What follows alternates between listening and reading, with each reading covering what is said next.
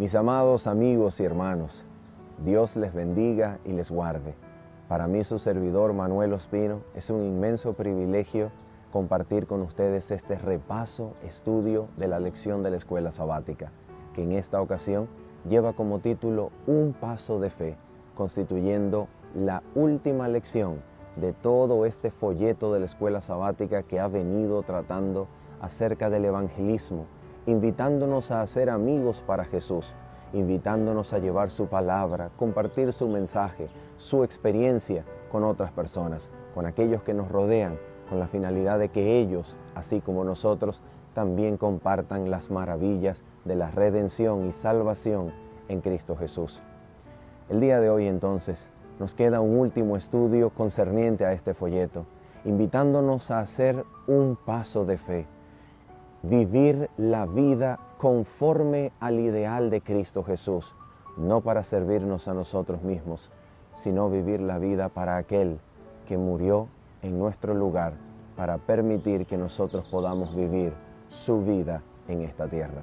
Así que vamos a hacer una oración para que nuestro Padre Celestial pueda acompañarnos con su Santo Espíritu, dirigiendo nuestras mentes y corazones a la contemplación de la verdad conforme es en Cristo Jesús. Oremos.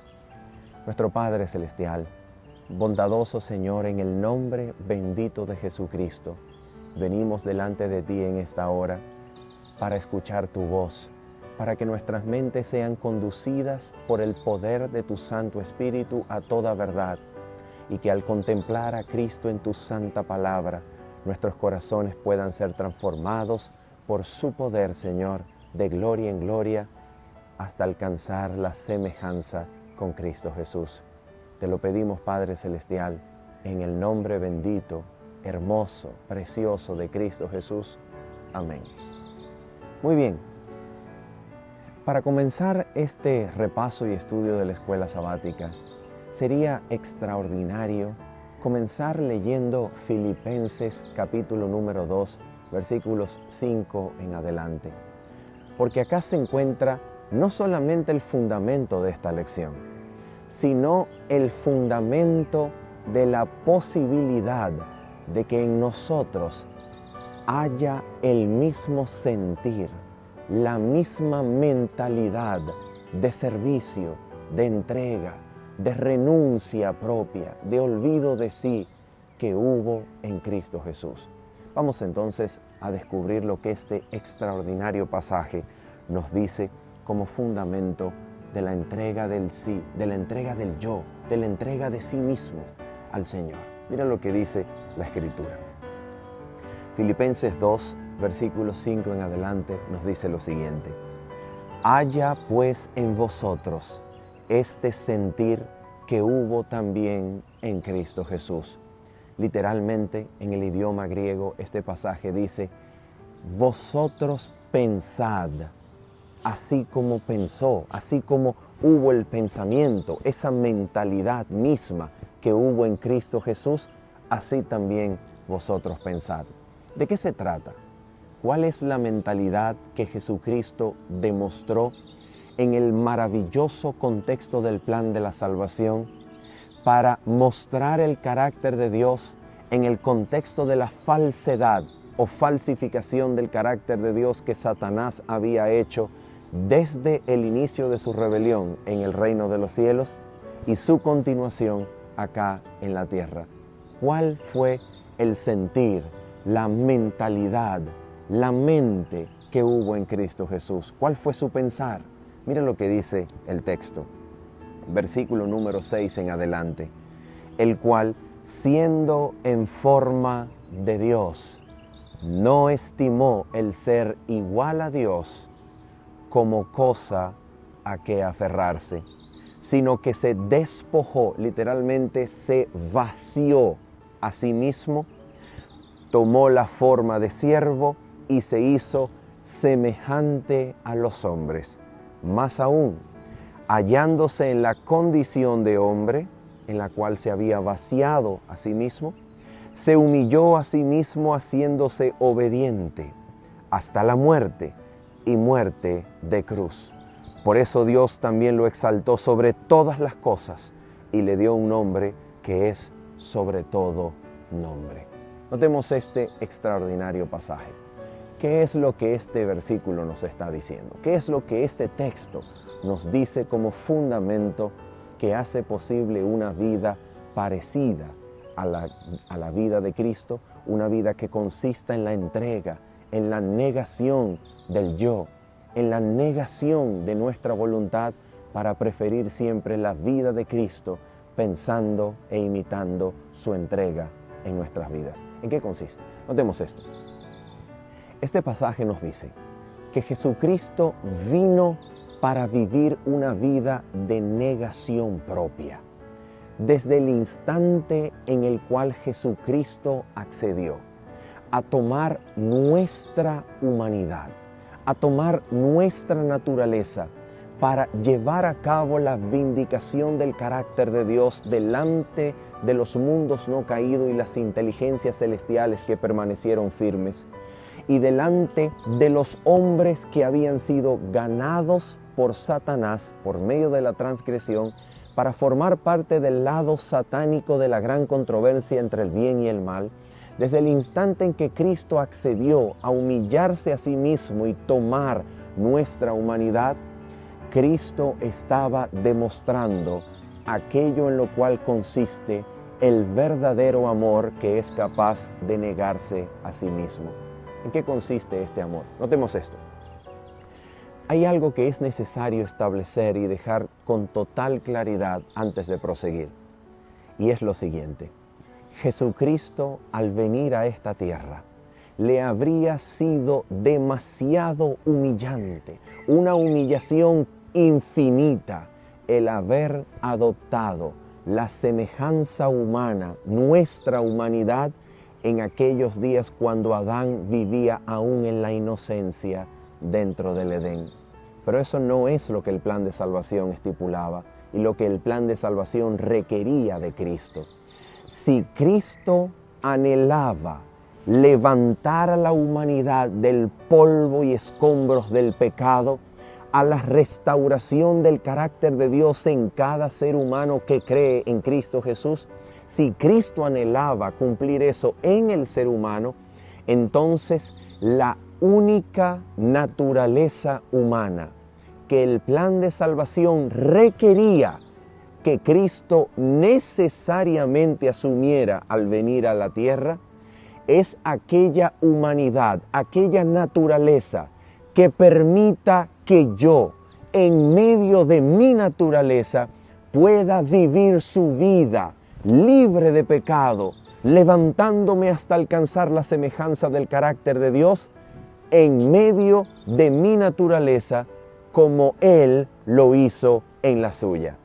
En otras palabras, lo que el plan de salvación requiere es que Cristo adoptara una naturaleza que hiciera posible que yo, viviendo en medio de mi naturaleza, con una naturaleza caída, pueda elevarme hasta alcanzar la vida de Cristo Jesús, en perfecta armonía con la ley de Dios, siendo inspirado por los ideales divinos, siendo lleno de sus pensamientos, con un corazón transformado a la imagen del suyo, amoldado al latir del corazón de Dios, con deseos nuevos, con nuevos pensamientos, de tal manera que yo pueda alcanzar aquella vida que ni siquiera aún en pensamiento se desvió de la voluntad de Dios. ¿Cómo es posible eso?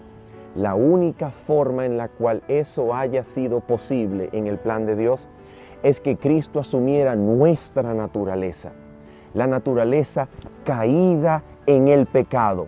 No quiere decir que Cristo era un pecador o que haya cometido alguna vez pecado, sino que Cristo debía asumir la naturaleza caída con la finalidad de llevarla a la cruz, para que en la cruz esa naturaleza pudiera experimentar el descenso de la ira de Dios sobre el pecado, para que fuese destruida en la cruz, para que sea posible que yo, cuando acepto a Jesucristo y soy bautizado, esta naturaleza experimente un golpe mortal de muerte en medio de mi entrega al Señor por medio de la fe y el bautismo, para que aquel que resucita resucite a la semejanza de Cristo Jesús.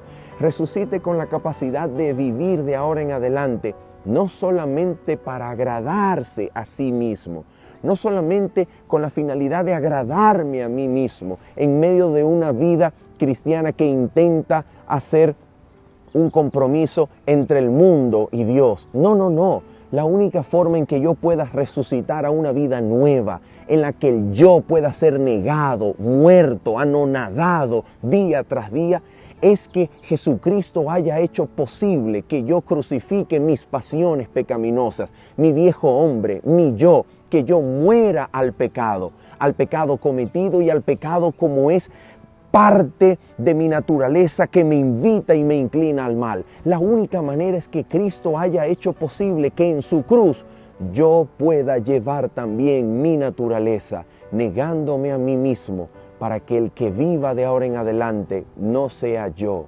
sino que Cristo viva en mí, inspirándome con sus motivos, invitándome con sus pensamientos, moldeando mi corazón y mente a sí mismo y sujetando mi vida externa, interna, motivacional, psicológica, todo, sujetándome a Él por medio del poder del Espíritu Santo, que tiene la capacidad de eliminar, de matar, de dominar, mejor dicho, de dominar mi naturaleza, para que ahora yo viva libre para sí, para servirle a Él, para honrarlo a Él. De eso se trata.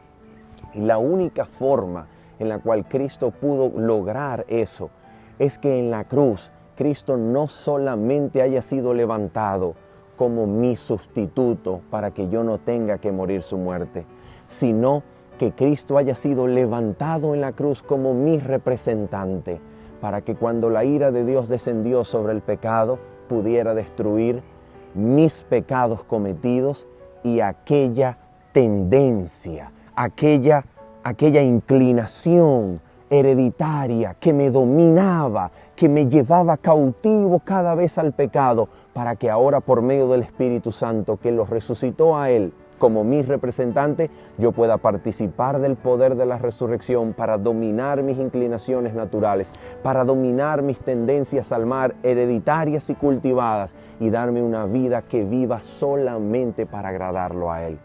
Ahora, si Cristo no asumió esa naturaleza y no llevó a la cruz esa manera de existir, esa naturaleza, esa constitución del ser humano, si Cristo no asumió esa naturaleza y no la llevó a la cruz, entonces cuando yo creo en Cristo, esa naturaleza no tiene forma alguna de ser crucificada, no tiene forma alguna de ser muerta, no tiene forma alguna de ser dominada.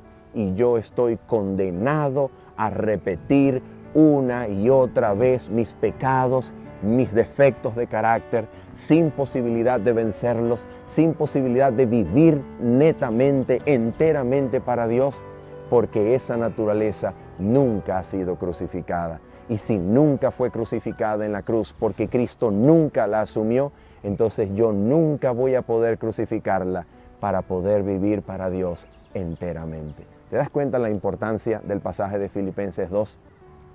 ¿Te das cuenta la importancia de pasajes como Romanos 6, que dice que Cristo vino y murió al pecado una sola vez?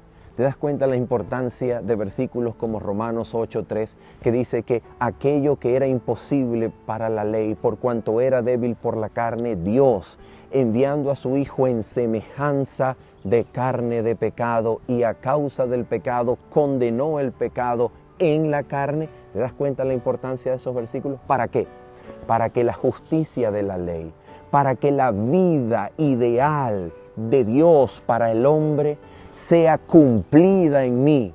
¿Después de qué? Después de haber crucificado en Cristo, juntamente con Cristo, mis pasiones por medio de la fe en el bautismo, para experimentar su resurrección que me eleva, me restaura, me construye el carácter de nuevo. De eso se trata. Ahora, ¿por qué hacemos énfasis en eso? Porque es exactamente lo que dice la Escritura cuando habla acerca del plan de la salvación y de la posibilidad de hacernos a nosotros, los seres humanos, capaces de servir a Cristo Jesús. A ver, ¿cuál es la razón por la cual nosotros como seres humanos no servimos a Dios aún después de conocer a Cristo Jesús? ¿Cuáles son los impedimentos, los obstáculos que impiden que yo viva una vida de completo servicio a la voluntad de Cristo Jesús? Haciendo su obra, predicando su mensaje, compartiendo su vida con otros. ¿Cuáles son los impedimentos? ¿Cuáles son? A ver, vamos a ser honestos y vamos a pensarlos acá pausadamente. A ver, número uno, el temor al rechazo o el miedo al desprecio. ¿Ok? Número uno. Número dos, el amor a la comodidad. Por ejemplo, número tres, mi rechazo natural ante el servicio y la disponibilidad. Número tres, por ejemplo. A ver, ¿cuál puede ser otro impedimento? La timidez, el miedo a ser avergonzado. Ok, cuando comparto a Cristo me da miedo ser avergonzado, me da miedo, me da pena, soy tímido para eso. ¿Cuáles son entonces algunos otros impedimentos?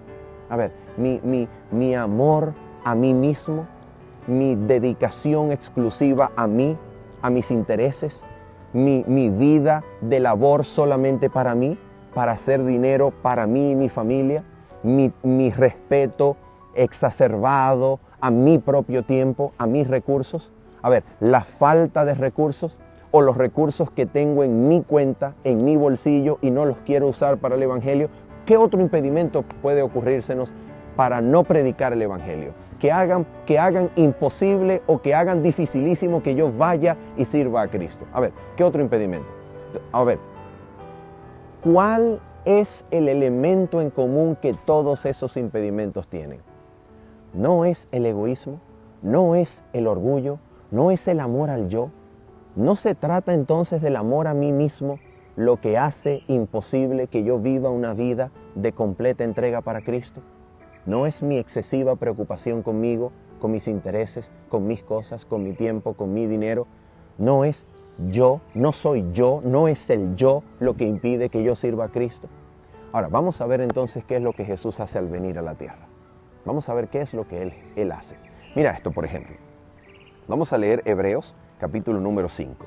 Porque en Hebreos, capítulo 5, se nos dice algo extraordinario acerca de la humanidad de Jesús y lo que Él hace posible a través de esa humanidad. Mira lo que Jesucristo hace, de acuerdo con Hebreos, capítulo 5, versículo número 7 en adelante. Dice así: Y Cristo, en los días de su vida terrena, ofreció ruegos y súplicas con gran clamor y lágrimas al que lo podía librar de la muerte, y fue oído a causa de su temor reverente. Y ahora mira lo que dice el pasaje. Y aunque era hijo, a través del sufrimiento aprendió lo que es la obediencia, y habiendo sido perfeccionado, vino a ser autor de eterna salvación para todos los que lo obedecen. A ver, de acuerdo con el pasaje, ¿qué es lo que hace que Cristo sea perfeccionado en los días de su vida terrena? Lo que hace que Cristo haya sido perfeccionado para venir a ser un perfecto Salvador y autor de salvación a todos los que le obedecen, es que Él, en los días de su vida terrena, en el contexto del sufrimiento que padeció, aprendió a obedecer a su Padre Celestial. Dios se hizo carne para experimentar y aprender lo que es someter su voluntad a una voluntad superior. ¿No es eso lo que Él pide de nosotros cuando nos invita al servicio, cuando nos invita a guardar su ley, cuando nos invita a vivir una vida para Él? ¿No es eso lo que Él pide de nosotros, someter nuestra voluntad a la suya? Para que eso sea posible en nosotros, primero debió ser posible en Él, en Cristo Jesús. Para que Cristo aprendiera a obedecer, para ser capaz de hacernos a nosotros obedientes. ¿No es eso lo que dice Hebreos en el capítulo 2? Por ejemplo, nota esto. Hebreos capítulo número 2, los versículos número 16 al 18. Dice la Escritura así: ciertamente no socorrió a los ángeles, sino que socorrió a la descendencia de Abraham, por lo cual debía ser en todo semejante a sus hermanos, para venir a ser misericordioso y fiel sumo sacerdote en lo que a Dios se refiere, para expiar los pecados del pueblo, pues en cuanto Él mismo padeció siendo tentado, es poderoso para socorrer a los que son tentados. Nota esto: Él padeció, y en medio del sufrimiento y en medio de la tentación, siendo Él tentado, siendo seducido a elegir su propia voluntad, a elegir aquella opción que le planteaba su humanidad, la humanidad que temblaba ante la agonía de la muerte, la humanidad que rehuía al sacrificio, la humanidad que rehuía a la cruz, a ser maltratado, a ser crucificado, a ser lacerado por aquellos líderes que le dieron muerte. En otras palabras, aquello que su humanidad rehuía en medio de la tentación, eso fue negado y crucificado cuando Cristo escogió morir en aquella hora de tentación en el Getsemaní, cuando Cristo escogió morir por nosotros, teniendo la posibilidad de abandonar el plan de salvación, dejando que el pecador pereciera por su pecado y volviendo al reino de los cielos sin la necesidad de sufrir la horrible muerte de cruz. Eso que Cristo hizo, negarse a sí mismo cuando le pidió al Padre: Padre, 3 veces, Padre, si es posible que pase de mí esta copa y no tenga yo que beberla, hágase tu voluntad y no lo que yo quiero. ¿Te das cuenta? Cristo le pidió, ofreció ruegos y súplicas con gran clamor y lágrimas, de acuerdo con el libro de Hebreos capítulo 5, al que lo podía librar de la muerte, y fue oído. Pero la voluntad del Padre y la voluntad soberana, suprema, sublime de Cristo estaban en dar su vida por causa del hombre. Pero su humanidad le presentaba la opción de rehuir al sacrificio, le presentaba la opción de abandonar el dolor, de no escoger el camino de sangre que llevaba al Calvario y no morir por causa del hombre. Cristo supo internamente lo que su humanidad sentía, la angustia, el temor, el horror de la muerte. Y Cristo supo lo que era querer en ese momento, experimentar el querer en ese momento, de no hacer la voluntad de Dios, sino elegir la suya, la que su humanidad le presentaba para escapar del dolor y evitar la muerte. Pero en esa hora que Cristo experimentó el querer de su propia voluntad, conforme dice a la Escritura, no se haga conforme a lo que yo quiero, sino tu voluntad. Después, experimentando el querer hacer la voluntad que su humanidad le presentaba, Cristo elige la voluntad suprema de su Padre Celestial, que le presenta el camino sangriento de la cruz. Y en esa hora, Cristo se niega a sí mismo, haciéndose obediente al Padre Celestial, sometiendo su voluntad a la del Padre Celestial, negándose a sí mismo y escogiendo la cruz. Crucifica el yo, crucifica la humanidad que puede presentarnos otra opción distinta al servicio de Dios, y niega a sí mismo para preferir la voluntad del Padre Celestial. ¿Es eso lo que nos dice la Escritura? De eso se trata Mateo capítulo 16.